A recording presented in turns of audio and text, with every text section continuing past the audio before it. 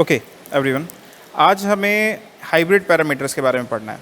तो z और y parameters हम देख चुके हैं। सेम ही तरीके से हमें कैलकुलेट करना होता है, प्रोसीजर सेम रहता है, बस थोड़ा सा डिफरेंस है हमारा इक्वेशंस में। तो यहाँ पर आप देख सकते हो कि हमारे पास ये क्या है, टू पोर्ट नेटवर्क है।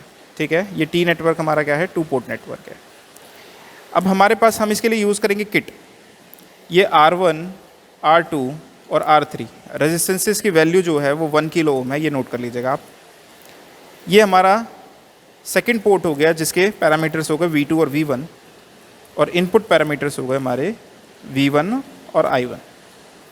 अब हम फिर से KCL और KVL इक्वेशन की मदद से ही V1 और I2 को रीअरेंज करके लिख सकते हैं I1 और V2 की फॉर्म में। ठीक है, 4 पैरामीटर्स है। अब इनके साथ ये जो वैल्यूज़ आती है, इन नंबर्स को हमने फिर इस फॉर्म में लिखने के बाद नए नाम से रिप्रेजेंट किया है, बोला हाइब्रिड पैरामीटर्स या H पैरामीटर्स।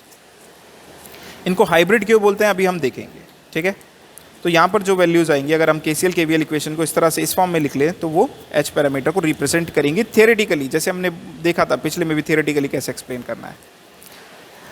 अब देखिए हमें क्या करना है, मान लीजिए हमें ये दोनों पैरामीटर निकालना है। यहाँ पे I1 कॉमन है, V2 कॉमन है, तो V2 को अगर मैं 0 कर दूँ तो ये पूरा पार्ट 0 हो जाएगा दोनों इक्वेशन में, और यहाँ से H1 और H21 निकल जाएंगे। सिमिलरली अगर मैं V2 को रखूँ और I1 को 0 कर दूँ तो मेरे पास ये बचे हुए दोनों पैरामीटर्स निकल जाएंगे, और यही हमारा प्रोसीजर है।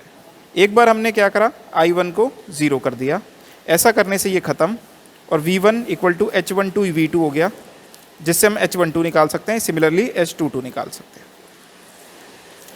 अब देखिए I1 0 करने का मतलब, करंट 0 कर सकते हैं ओपन सर्किट करके, तो हमने यहाँ पे क्या करा, इसको ओपन रखा। यहाँ पर ये कोई सोर्स नहीं कनेक्टेड है, ये वोल्ट मीटर है। वोल्ट मीटर का रेजिस्टेंस आइडियली इनफाइनाइट होता है, तो यहाँ पर हम क्या बोल के चल रहे हैं कि ये वोल्ट मीटर हमने कनेक्ट किया तो ये ओपन ही है, ये शॉर्ट नहीं है, ये ना ही ये कोई कनेक्टेड है। ठीक है, ये करंट हमारा 0 ही हो जाएगा आइडियली अगर हम बात करें तो इसके लिए हमें एमीटर लगाने की यहाँ पे ज़रूरत है नहीं। ठीक, क्योंकि ये नॉन आइडियल है। अगर आप एमीटर लगा के देखेंगे तो थोड़ा सा करंट आपको देखने को मिल सकता है। यहाँ पे आउटपुट वोल्टेज जो है, सेकंड पोर्ट की वोल्टेज है, उसको मेजर करने के लिए एक वोल्ट मीटर, और उसके करंट को मेजर करने के लिए एक एमीटर लगाया हमने अपने टू पोर्ट नेटवर्क में। अब यहाँ पे ये वोल्टेज जो है, हमारे पास वेरिएबल वोल्टेज है किट में, तो हम क्या कर सकते हैं, यहाँ पे वेरिएबल वोल्टेज है तो हम कौन सी सिलेक्ट कर रहे हैं वो पता होनी चाहिए। उसके लिए हमने यहाँ पे वोल्ट मीटर लगाया ताकि उस वोल्टेज को हम लगा सकें।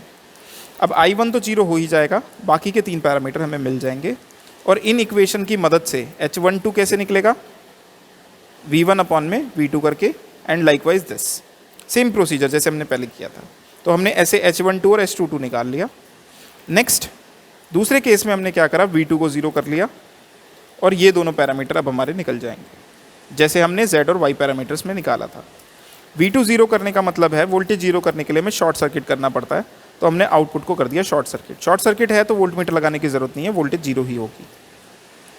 ये I2 करंट हमारे पास आ गया, ये I1 करंट है, और V1, ये तीनों वैल्यूज़ आ जाएंगी। V2 शॉर्ट है ऑलरेडी। अब ऐसे करके हम क्या निकाल लेंगे, हम अपने पैरामीटर्स फाइंड आउट कर लेंगे। ये 3 रीडिंग्स यहाँ पर और ये 3 रीडिंग्स यहाँ पर हम लिख लेंगे, इनकी मदद से हमारे चारों पैरामीटर्स आ जाएंगे, और इस तरह से हमें ये एक्सपेरिमेंट परफॉर्म करना है प्रैक्टिकली। ठीक है, अब इसके बाद हमें ये सेम चीज़ जो है वो किट पर देखनी है। ये पिक मैं आपको भेज दूँगा, और इसमें देख करके आप समझ सकते हैं। कोई डाउट होगा तो मुझसे पूछ लीजिएगा। Thank you.